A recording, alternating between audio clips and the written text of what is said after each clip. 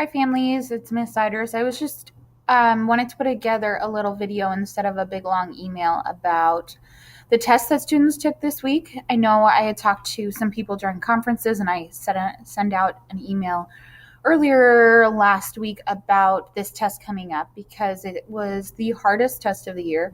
It was a full essay test on the 7 pieces of evidence of evolution.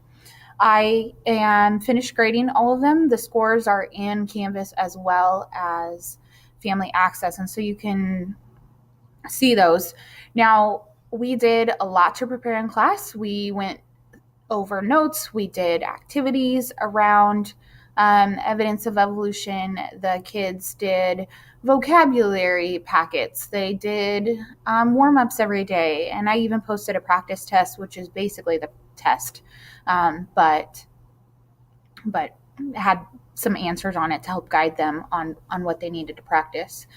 But there were still students that very much struggled on the test. And on Monday, what I'll be doing is trying to figure out why we struggled on it, if it was something that I had done or not had done or not did, or if it was something that the students didn't do or did do. So on Monday, I'll be giving them a survey that goes through a few questions. Here are the questions. So how did you prepare for the test? If you studied, tell me what you did to study and for approximately how long.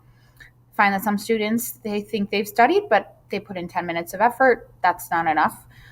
So trying to get at that. If you were to take the test again, what would you do differently? Be very specific. I'm trying to get them to formulate a plan so that I can decide if I give them the opportunity to do a retake, even for those that didn't prepare the first time, do they have a plan? Have they thought about what they're going to do before I give them an opportunity to retake or to fix their mistakes? Okay.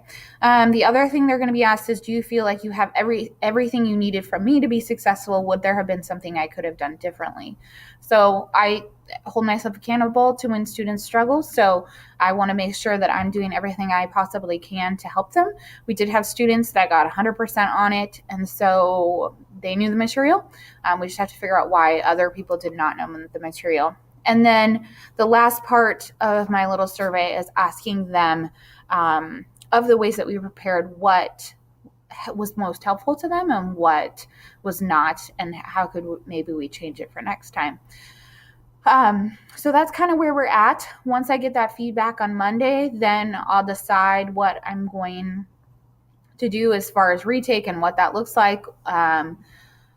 But my encouragement to students is this weekend to work on that practice test, to outline their answers, to look through their notes and pick an example and explain how that example shows common ancestry and change in traits over time for each piece of evidence, so that when we do a retake, potentially, they're ready for it, and they have to know the information regardless of if they're going to be taking a retake or not. So I would encourage them this weekend to be working on that, as well as probably early next week, because if we're going to do a retake, it's probably going to be during study periods. So that's kind of where we're at with the test. If you have specific questions about your student, definitely ask them, but you can also email me and I can give you a little scoop on, what their test looked like. To me, it was pretty obvious who had studied and who had not studied, which is kind of where we're at right now. So just thought I'd update you on things. If you have questions, feel free to email me, contact me, and I will let you know more information next week.